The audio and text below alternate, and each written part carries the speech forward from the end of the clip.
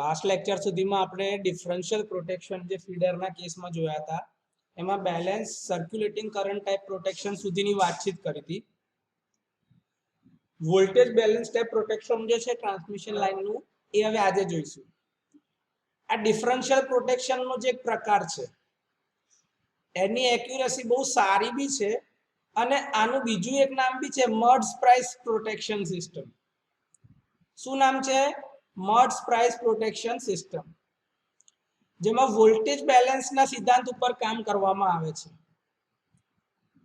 જો એની આકૃતિ તમારે જોઈએ ને તો એ આ રહી આકૃતિ, જો દેખાય છે તમને આ ફિગર? Yes sir. આ તમારી ટ્રાન્સમિશન લાઈન છે જે 3 ફેઝ ની હોય છે ને, ઉપર તમે જે વાયર જતા જોવો છો ટાવર સાથે લાગેલા હોય છે ને આખી જતી હોય છે ઓપન ફિલ્ડમાં, એ આ છે તમારી ટ્રાન્સમિશન લાઈન. એની બેઉ બાજુની સાઈડ ઉપર તમે કરંટ ટ્રાન્સફોર્મર્સ લગાડેલા છે બધા ફેઝમાં. જો આર ફેઝમાં છે, વાય ફેઝમાં છે ને બી ફેઝમાં છે, બીજી બાજુ બી છે. ત્યાં આગળથી તમે જોશો ને તો એની સર્કિટમાં તમે રિલેની કોઇલ બી લગાડેલી છે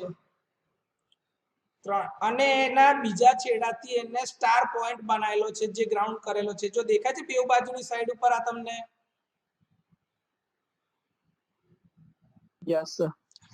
હા સર. અને રિલેના કમ્યુનિકેશન માટે કાં તો ઇન ઝોન ફોલ્ટ છે કે આઉટ ઝોન ફોલ્ટ માટે બંને સીટીના કનેક્શન કરીશું એ થ્રુ પાયલોટ વાયર, કે પાયલોટ વાયરની મદદથી આપણે એના કનેક્શન કરીએ છીએ. જો સીટીની સેકન્ડરીમાં કનેક્શન કર્યા છે આવી રીતે આ તમારા સીટીના કનેક્શન છે. આ તમારું બહુ બેસિક ડાયાગ્રામ છે. આ 3 ફેઝ માટેના બ્રેકર્સ છે અને આ 3 ફેઝના બ્રેકર એક સાથે ઓપરેટ થાય એટલે કે 3 ફેઝ એક સાથે ડિસ્કનેક્ટ થાય અને એક સાથે કનેક્ટ બી થઈ જાય. આ એક સાથે ઓપરેટ થવા વાળા હતા બ્રેકર્સ તમારા, બરોબર છે? તો જો મેં કીધું આગળ બી આ તમારા 3 ફેઝની સિસ્ટમમાં છે જેમાં બધા કંડક્ટરની સાથે એક એક સીટીની પેર અને રિલેની પેર લાગેલી છે. જો દેખાય છે પેર ઓફ સીટી, એટલે તમે ધારો કે મોજા લેવા જાઓ માર્કેટમાં તો તમે કઈ એક જ પગનો મોજો થોડી લાવો છો. મોજા બેઉ પગ માટે એક જ સાથે આવે કે નહીં ભાઈ? હા સર. Yes sir. એટલે એને પેર ઓફ સીટી કહેવાય કે ભાઈ એના બેઉ બાજુની સાઈડ ઉપર સીટી છે. જો દેખાય છે? એટલે અંગ્રેજીમાં એનો મતલબ આવી રીતે સમજવો. અને એની ત્યાં આગળ રિલે બી લગાડેલી છે બેઉ એન્ડ પર. જો દેખાય છે? આ બાજુ બી આર ફેઝ, આ બાજુ બી આર ફેઝમાં રિલે, વાય ફેઝમાં રિલે, બી ફેઝમાં રિલે. જો છે કે નહીં?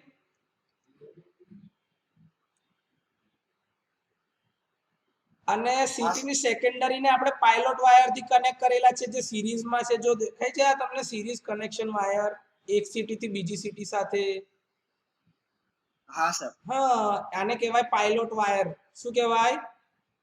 Pilot wire. Pilot wire. હા, પાયલોટ વાયર. હા. નોર્મલ કન્ડિશનમાં જ્યારે કોઈ બી પ્રકારનો ફોલ્ટ નહીં હોય તો બંને બાજુથી એક સરખો કરંટ જતો હશે.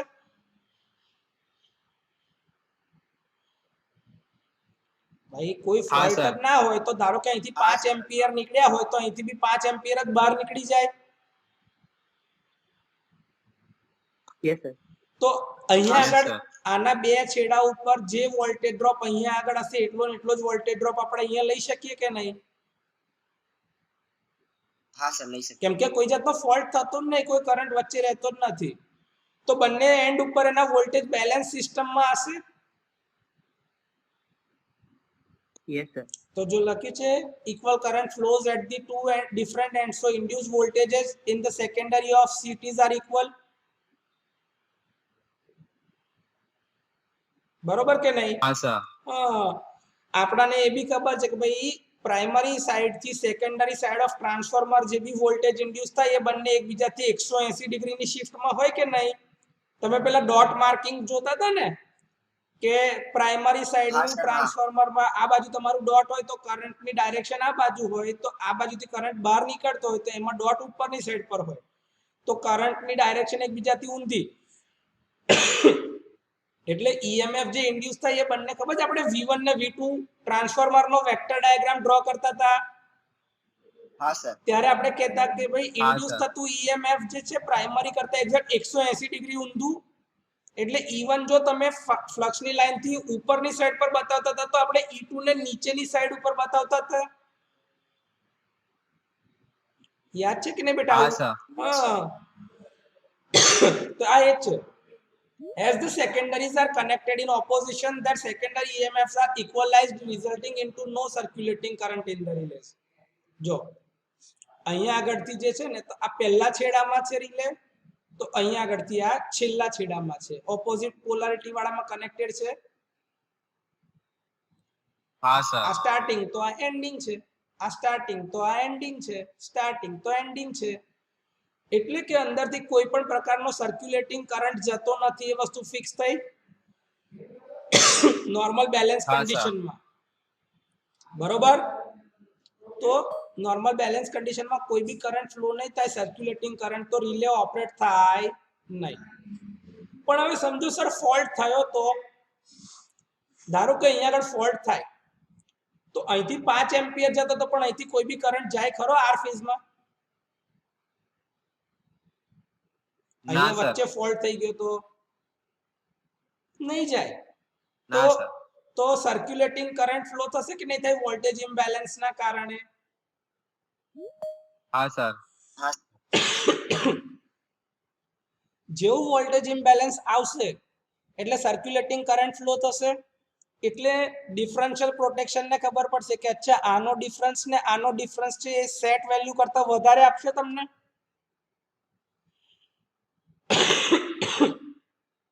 હા સર. હા, સેટ વેલ્યુ કરતા વધારે આવે તો તમારી રિલે ઓપરેટ થાય કે ના થાય?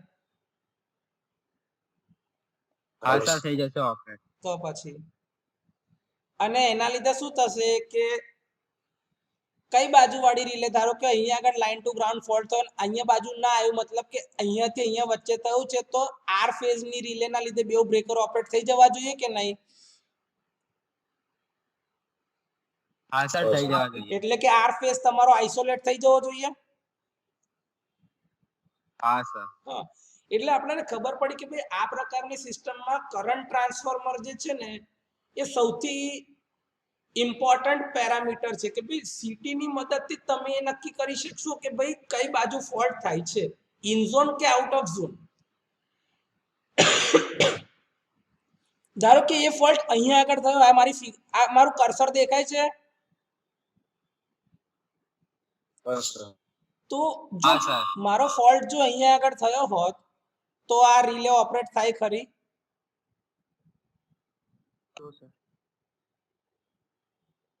ના સર. કેમ? સર આઉટ ઓફ ઝોન હે current. Exactly out of zone છે. તો આપણને ખબર પડી કે સાહેબ સીટી જે છે ને એ નક્કી કરે છે કે ફોલ્ટ ઇન ઝોન છે કે આઉટ ઓફ ઝોન છે. તો સર સીટી જે છે ને એ અમારા સિસ્ટમમાં સૌથી ઇમ્પોર્ટન્ટ છે જો જ્યારે તમે ઇન ઝોન ફોલ્ટની વાત કરી રહ્યા છો ડિફરન્શિયલ પ્રોટેક્શનના કેસમાં.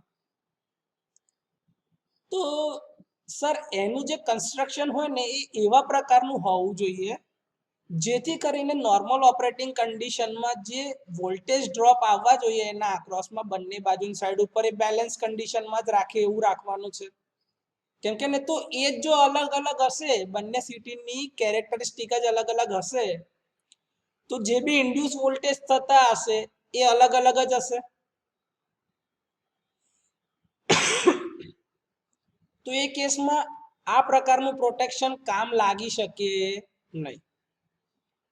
બરોબર છે? Yes or no? Yes sir. હા. Yes sir. તો સર હવે મને એટલું ખબર પડી કે સીટી જે છે ને એ તમારી કન્સ્ટ્રક્શનલી જ એવી બનાવવાની જેથી કરીને એ તમારી પ્રાઇમરી સાઈડ થી સેકન્ડરી સાઈડ ઉપર જે કંઈ બી કરંટને ટ્રાન્સફર કરી રહી છે અથવા તો એના સેકન્ડરી સાઈડ પર જે બી વોલ્ટેજ મળે એ બંને બાજુની સાઈડ ઉપર એક સરખા મળવા જોઈએ. Yes sir. મતલબ કે સર એ સીટી છે ને એ તમારી લિનિયર રિજિયનમાં જ ઓપરેટ થવી જોઈએ. હા સર. એટલે કે તમારી સીટી સેચ્યુરેટ ના થઈ જવી જોઈએ. જો લખ્યું છે it is essential that the magnetic circuit shall not reach saturation. સમજાય છે? આ નાની નાની વસ્તુ સમજવા માટે જ આપણે આ રીતે વાત કરીએ છીએ, અને એટલે જ આ લેક્ચરના ઇમ્પોર્ટન્ટ હોય છે. તમારી પાસે ચોપડીઓ છે જ, તમે એ જ વાંચીને બી તમે જવાબ તો લખી જ શકશો, પણ એની પાછળનું જે ફંડામેન્ટલ, એની પાછળનું જે વર્કિંગ જે છે એ સમજવા માટે તમે લેક્ચર અટેન્ડ કરો છો બેટા. Yes or no? Yes sir. અને Yes, એવું sir. ના થાય ને એટલા માટે જ Yes, એની sir. વચ્ચેની જે એર ગેપ આપેલી હોય છે ને એને મસ્ત એટલે કે વ્યવસ્થિત રીતે ડિઝાઇન કરીને ડિસ્ટ્રીબ્યુટ કરેલી હોય સીટી ની અંદર, જેથી એ યુનિફોર્મ એર ગેપ રહે ને બધી બાજુથી જે કઈ બી હશે ફ્લક્સ ની લાઈન, જે પ્રાઇમરી સાઈડ થી સેકન્ડરી સાઈડ ઉપર જે ઈએમએફ ઇન્ડ્યુસ થતું હશે, જેના લીધે તમારી સીટી ને કન્ટિન્યુઅસલી આપણે લિનિયર ઓપરેશનમાં જ રાખીશું, એટલે કે સેચ્યુરેશન રિજનમાં જાય નહીં. Yes or no? Yes. Yes, sir. હા, Yes, sir. એટલે શરૂઆતથી જ આપણે નક્કી કરેલું કે બંને સીટીની કેરેક્ટરિસ્ટિક લગભગ એકબીજાની નજીક હોય ને એવી સીટી આપણે પસંદ કરવાની. બરોબર છે સર? સીટી જ્યારે એવું પસંદ કરીએ ને ત્યારે એ બી ધ્યાન રાખવાનું કે એની આજુબાજુ એવું મેગ્નેટિક શિલ્ડિંગ કરવું જેથી કોઈ પણ પ્રકારના મ્યુચ્યુઅલ ઇન્ડક્શનની ઇફેક્ટ એના ઉપર ના આવે. શું કરવાનું? મેગ્નેટિક શિલ્ડિંગ કરવાનું, જેથી બહારના ઈએમએફ જે ઇન્ડ્યુસ થતા હોય, જે મેગ્નેટિક ફિલ્ડ હોય, એની અસર એ સીટીની કેરેક્ટરિસ્ટિક ઉપર ના પડવી જોઈએ. બરોબર છે? આમાં જે પાયલોટ વાયર આપણે યુઝ કરેલા હોય છે ને 3 કોર કેબલના હોય છે, જેની સાઇઝ છે 7/0.73 mm.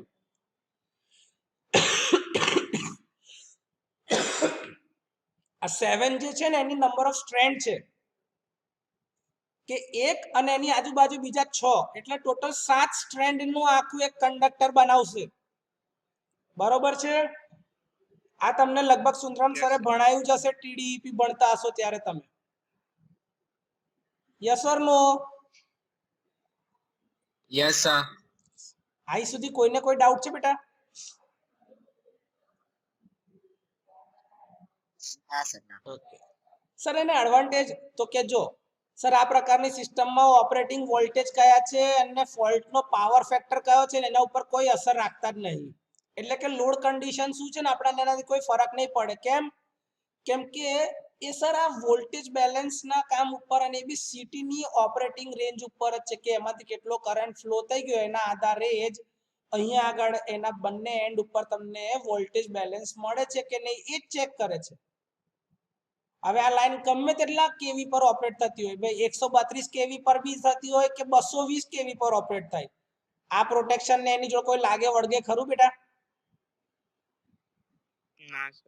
કયા પ્રકારનો ના, લોડ સર. છે, રેઝિસ્ટિવ લગાડો કે ઇન્ડક્ટિવ લગાડો કે કેપેસિટિવ પ્રકારનો લગાડો, એ તો જે કરંટ જવાનો છે એના ઉપર જ અત્યારે ધ્યાન આપવાનું છે. તો એના પાવર ફેક્ટર પર અથવા તો સપ્લાયના વોલ્ટેજની રેન્જ કઈ છે ને એના ઉપર કોઈ આધાર રાખતું નથી. બરાબર છે? આ પ્રકારની સિસ્ટમ જે છે રિંગ મેઇન અને પેરેલલ ફીડર બંને પ્રકારની સિસ્ટમમાં તમે લગાડી શકો છો. હજી બી આપણે ઇન્ટરકનેક્ટેડ સિસ્ટમમાં આ બધું લગાડતા નથી. જો સમજજો, અહીંયા આગળ મેન્શન કરેલું છે કઈ સિસ્ટમ? રિંગ મેઇન અને પેરેલલ ફીડર સિસ્ટમ જ.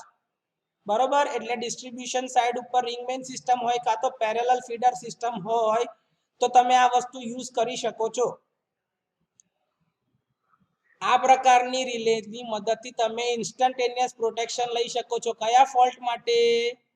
ગ્રાઉન્ડ ફોલ્ટ માટે. બરોબર છે? જો છે કેમ કે ત્રણ ફેઝની સાથે ગ્રાઉન્ડ તમે કરેલું છે, કોમન પોઈન્ટ લીધો, સ્ટાર પોઈન્ટ બનાવ્યો ને એને ગ્રાઉન્ડ કરેલું છે, એટલે એલજી ફોલ્ટ તરત જ ડિટેક્ટ કરી શકે છે. અને સૌથી વધારે એલજી ફોલ્ટ થવાની સંભાવના છે તો તમારું પ્રોટેક્શનની રિલાયબિલિટીમાં બી વધારો થઈ શકે છે. બરોબર છે કે નહીં? હા સર.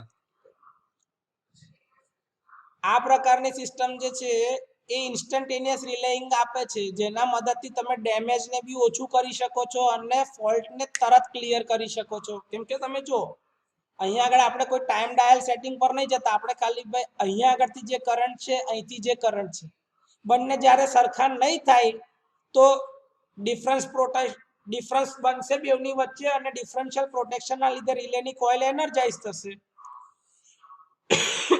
અને તરત જ ફોલ્ટી ફીડરને અલગ કરી દેશે. યસ ઓર નો બેટા? Yes sir. sir. એટલે આ પ્રકારના ફીડર ઇન્સ્ટન્ટેનિયસ ઓપરેશન આપે છે. વધારામાં કે આ પ્રકારના ફીડરથી છે ને પેલું આર્કિંગ ફોલ્ટ જે થતા હોય છે ને એના લીધે જે ડેમેજ થતું હોય છે એ ઓછું થઈ શકે. આર્કિંગ ફોલ્ટ એટલે પેલા લાઇન ટુ ગ્રાઉન્ડ વાળા જે ફોલ્ટ જે છે ને જેના લીધે સૌથી વધારે ડેમેજ થાય, કેમ કે પોસિબિલિટી બી એની જ છે. અને આર્કિંગ થવું એટલે શું? જ્યારે એના કોન્ટેક્ટ સેપરેટ થવા બેટા. કોન્ટેક્ટ જ્યારે સેપરેટ થાય ને ત્યારે ફિક્સ કોન્ટેક્ટ ને મૂવિંગ કોન્ટેક્ટ જ્યારે એકબીજાથી અલગ થતા હોય ને ત્યારે સ્પાર્કિંગ થાય જ છે. Yes or no?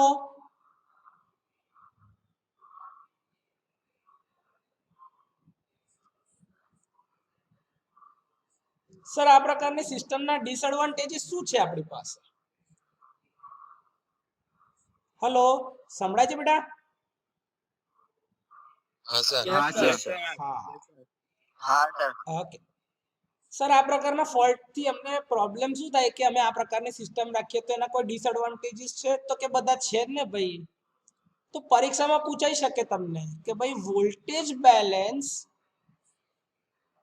Differential પ્રોટેક્શનના advantages અને ડિસએડવાન્ટેજીસ કો. તો એડવાન્ટેજીસ તમને આગળ કીધા આર્યા. હવે એના ડિસએડવાન્ટેજીસ વિશે વાત કરી લઈએ. તો સર જ્યારે કેપેસિટિવ કરંટ ફ્લો થતો હશે આની અંદરથી પાયલોટ સર્કિટમાં, કેમ કે તમે લોડ એન્ડ ઉપર પાવર ફેક્ટર ઇમ્પ્રૂવ કરવા માટે કેપેસિટર બેંક લગાડેલી હશે. તો એના લીધે શું થશે? કેપેસિટર જે છે ને એ ચાર્જ સ્ટોર કરી રાખે, હોલ્ડ કરી રાખે. હવે જ્યારે થ્રુ ફોલ્ટ એટલે કે ડાયરેક્ટ શોર્ટ સર્કિટ વાળા ફોલ્ટ થતા હોય તે ટાઈમ દરમિયાન એકદમ જ વોલ્ટેજ જે છે તમારા એ 1000 વોલ્ટ કે એનાથી વધારેના હોય છે. તો આ કેપેસિટન્સ ના લીધે જે કરંટ ફ્લો થતો હશે ને એ બહુ હાઈ વેલ્યુનો હશે, જેના લીધે અમુક રિલે તમારી માલ ફંક્શનિંગ આપશે કે જરૂર નહીં હોય તો બી ઓપરેટ થઈ જશે. તો આ એક સૌથી મોટો ડિસએડવાન્ટેજીસ છે થ્રુ ફોલ્ટ્સની કેસમાં. બરોબર છે? આ પ્રકારની સિસ્ટમની મદદથી કોઈ પણ પ્રકારનું બેકઅપ પ્રોટેક્શન નહીં આપી શકાય, કેમ કે એમાં કોઈ સમયનો ડિલે છે જ નહીં બેટા. અને જેવું કરંટની વેલ્યુ વધી જાય તરત જ પ્રોટેક્ટ ઓપરેશન થઈ જ જવાનું છે. એને અલગ જ કરી દેશે ફોલ્ટી ને હેલ્ધી ને. તો ઓવરલોડનું બી કોઈ જાતનું પ્રોટેક્શન આપી શકાય નહીં. પછી મેં તમને આગળ બી કીધું હતું કે ભાઈ એક્ઝેક્ટ એક જ સરખી કેરેક્ટરિસ્ટિક વાળી બે સીટી સિસ્ટમમાં મળવી એ બહુ ડિફિકલ્ટ વસ્તુ છે ભાઈ. એક જ મા બાપના બે દીકરા હોય તો બી બેવની કેરેક્ટરિસ્ટિક અલગ અલગ હોઈ શકે છે. એવું નહીં કહેતા કે હાવ એકદમ જ અલગ હશે, બહુ ખરાબ હશે, પણ એક્ઝેક્ટ જે સિમિલર હોવી જોઈએ ને એવી તો ના જ હોય. તમને યાદ છે એટલા માટે આપણે એક સ્ટેબિલાઇઝિંગ રેઝિસ્ટર લગાડતા હતા ને કેરેક્ટરિસ્ટિકમાં બેલેન્સ લાવતા હતા. આપણે ગયા લેક્ચરમાં જે વાત કરી છે, બરોબર છે? હા. Yes, sir. હવે જ્યારે પાયલોટ વાયર તમારા બ્રેક થયેલા હોય, તે કેસની અંદરમાં તમે આ પ્રકારની પ્રોટેક્શન સ્કીમ એમ્પ્લોય નહીં કરી શકો. બરોબર છે? Yes sir. હા. અને જેમ જેમ પાયલોટ વાયરની લેન્થ વધતી જાય તો તમારા કંડક્ટર તમે વધારે લેન્થ વાળા વાપરતા જશો ને 3 ફેઝ માટે વાપરતા જશો તો એની લંબાઈ વધતા જશે. અને જેમ જેમ એમાં વધારો થશે તો કંડક્ટર તમારે વધારે મોંઘા ખરીદવા પડશે. એના લીધે એનો કોસ્ટ બી તો વધશે કે નહીં? હા સર, વચ્ચે. Yes, this system is very expensive owing to greater length of the pilot wires required. કોઈ ડાઉટ બેટા? ના સર. તો આ એના ડિસએડવાન્ટેજીસ છે. અહીં સુધી આવડે? હા સર. ઓકે. Yes, sir. હવે જે છે ને એ છે ટ્રાન્સલે રિલે પ્રોટેક્શન. આ બી વોલ્ટેજ બેલેન્સ ટાઈપની જ એક સિસ્ટમ છે જેની અંદર તમે ટ્રાન્સલે રિલેને યુઝ કરવાના છે. આ પ્રકારની રિલેનું કન્સ્ટ્રક્શન તમારું ઇન્ડક્શન ડિસ્ક ટાઈપ રિલેની જેવું જ છે. બરાબર છે. ઇન્ડક્શન ડિસ્ક ટાઈપ રિલે યાદ છે ને આપણે ચેપ્ટર નંબર 3 માં જે ભણ્યા હતા. હા સર. બસ એના જેવું જ કન્સ્ટ્રક્શન આ પ્રકારની રિલેનું હોય છે જેમાં 3 પ્રાઇમરી વાઇન્ડિંગ વીંટાળેલી હોય છે મિડલ લીમ્બ ઉપર ઈ શેપના ટ્રાન્સફોર્મર પર. જો આ રહ્યું દેખાય છે આ ઈ શેપનું ઇલેક્ટ્રોમેગ્નેટ બેવ બાજુની સાઈડ ઉપર. આ બેની વચમાં ડિસ્ક હોય.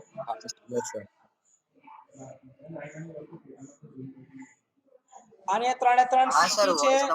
આ ત્રણે ત્રણ સીટી છે બીજી બાજુની.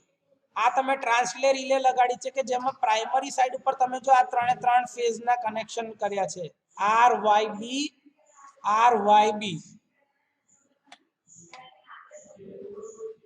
બરોબર.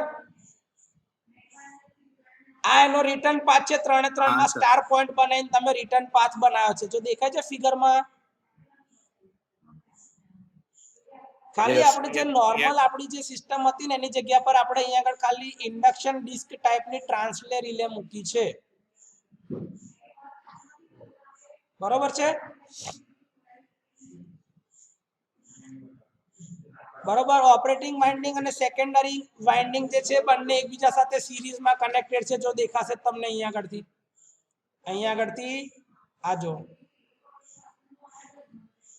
દેખાય છે. એક એની ઓપરેટિંગ વાઇન્ડિંગ છે અને એક એની સેકન્ડરી વાઇન્ડિંગ છે. દેખાય છે કે નહીં બેટા? મારું કર્સર ફરે છે જો ધ્યાનથી. હા સર. Yes sir. બરોબર છે કે નહીં એનું કનેક્શન? યસ. એ બંનેને એમાં કેવું હોય છે કે આ રિલેનો એક છેડો જે છે ને એ લાઈન સાથે કનેક્ટેડ હોય છે અને એની ઓપરેટિંગ વાઇન્ડિંગ જે છે સિરીઝમાં લગાડેલી હોય છે. કોની મદદથી?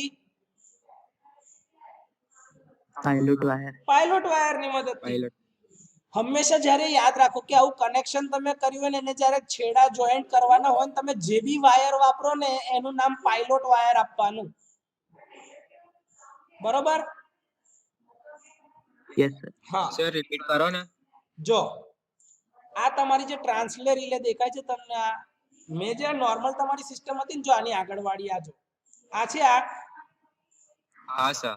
આની જગ્યાએ આવી જે આ રિલે બતાવી છે એની જગ્યાએ મેં છે ને તમારી ઈ શેપના ઇલેક્ટ્રોમેગ્નેટ વાળી ને વચ્ચે જે ડિસ્ક હોય ને ઇન્ડક્શન ડિસ્ક એવા ટાઈપની આ રિલે લગાડી છે. હા સર. હા એમાં પ્રાઇમરીમાં જો ત્રણે ત્રણ છેડા હતા સીટીના એ ત્રણ છેડા આપી દીધા. અહીંથી આ કોમન સ્ટાર પોઈન્ટ બનાવીને એનો ચોથો છેડો રિટર્ન પાથ આપી દીધો. જો દેખાય છે એવું બેવ બાજુ. હા સર. હા સર. થઈ ગયું. આ અહીંથી આ રિટર્ન પાથ આવી ગયો મારો.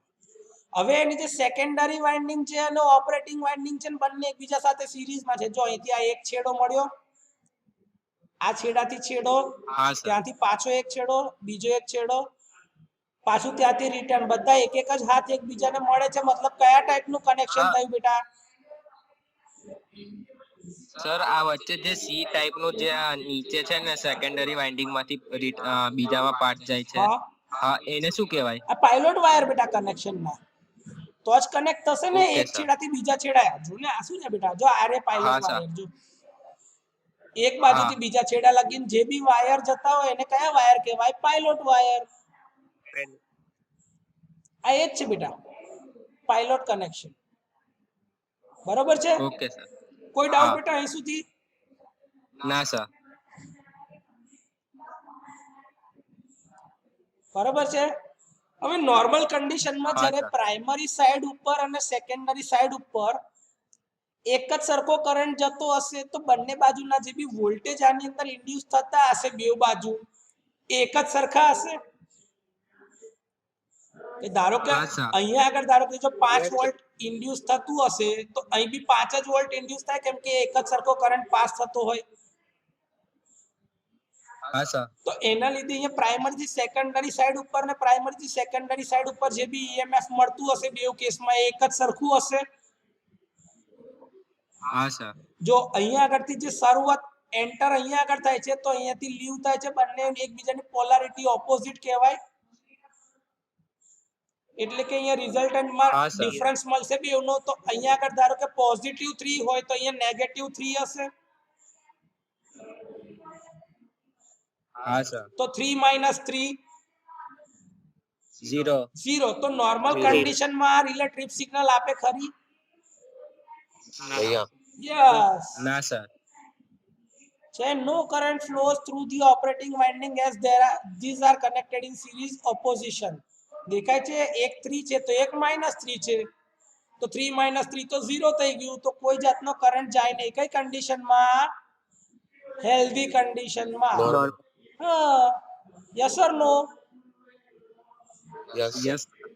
હવે એવું છે કે કોઈ બી એક જગ્યાએ તમે લાઈન ટુ ગ્રાઉન્ડ ફોલ્ટ કરો, એટલે જો લખ્યું છે કે અર્થ ફોલ્ટ તમે કર્યો,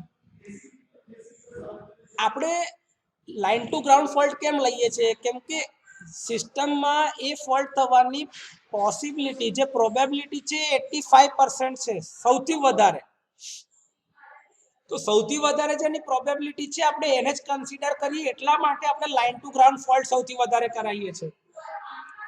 બરોબર છે? Yes or no? Yes sir. હા, હવે ધારો કે અહીંયા લાઈન ટુ ગ્રાઉન્ડ ફોલ્ટ થયો, તો આ સિટી ના લીધે અહીંયા આગળ તો કંઈક વોલ્ટેજ આવતો જ હશે, પણ આ સિટીમાં કોઈ જાતનો કરંટ જશે ખરો? ના સર. એટલે 0 વોલ્ટેજ આવશે અહીંયા આગળ. હા સર. પણ અહીંયા ધારો કે 3 વોલ્ટ જે આવતા હતા, તો 3 - 0 તો 3 વોલ્ટ આવશે. હા સર. તો રિલે ટ્રિપ સિગ્નલ આપે કે નહીં આપે? આપશે સર. યસ. સર. છે this causes relay on both the sides to operate and circuit breakers on the two sides are tripped. કેમ કે બેલેન્સ રહેતું જ નથી. જો છે so the voltage balance of the relay is disturbed. આપણે હમણાં તો વાત કર્યા. Yes or no? Yes yes આ સર. સમજ પડે છે? યસ હા સર. હા. આ પ્રકારની સિસ્ટમના સાહેબ ફાયદા શું છે? તો કે જો કેપેસિટિવ કરન્ટ્સ વધારે આવશે ને તો બી આ પ્રકારની રિલેના ઓપરેશન પર કોઈ અસર થશે નહીં. કેમ? મ્યુચ્યુઅલ ઇન્ડક્શનના પ્રિન્સિપલ પર જ કામ કરવાનું છે. દેખાય છે? ટ્રાન્સફોર્મર એક્શન પર જ કામ થશે. બરાબર છે? હા સર. પેલા કેસમાં જે તમારે પાયલોટ વાયર 3 લાંબી રેન્જના વાપરવાના હતા, અહીંયા આગળ તમે ખાલી કેટલા પાયલોટ વાયર વાપર્યા? 2 જ. 2 યસ. તો એક પાયલોટ વાયર ઓછો વાપરવો પડે ને, એ બી ઓછી લંબાઈના થઈ જશે. બરોબર છે? અહીંયા નોર્મલ ડિઝાઇન વાળી સીટી તમે વાપરી શકો છો, એટલે તમારે એક્સ્ટ્રા ખર્ચો બી નહીં કરવો પડે. બરોબર છે? અને પાયલોટ રેઝિસ્ટન્સની અસર બહુ આના પર થશે નહીં, કેમ કે રિલેના ઓપરેશન મોટા ભાગે કોની મદદથી થવાના છે? તો કે સર વોલ્ટેજના ઇમ્બેલેન્સ પરથી, અને એ બી પ્રાઇમરી સાઈડ ઉપરથી જ આપણાને સેકન્ડરી સાઈડ ઉપરના વોલ્ટેજ ઇમ્બેલેન્સથી ખબર પડી જશે. તો પાયલોટ વાયરની લેન્થ ના લીધે બેવ બાજુની સાઈડ ઉપર જે રેઝિસ્ટન્સ ઓફર થતું હશે એની બહુ અસર આ રિલેના ઓપરેશન ઉપર થશે નહીં. Yes or no? યસ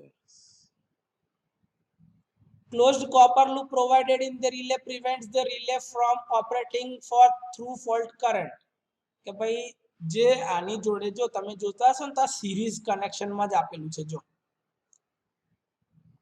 એટલે જ્યારે ફોલ્ટ બહારની સાઈડ ઉપર હશે, એક્સટર્નલ ફોલ્ટ, એ કેસમાં આ રિલેમાં બે બાજુની સાઈડ ઉપર એક સરખા જ વોલ્ટેજ મળતા હશે, તો એ થ્રુ ફોલ્ટના કેસમાં આ રિલે ઓપરેટ થાય નહીં.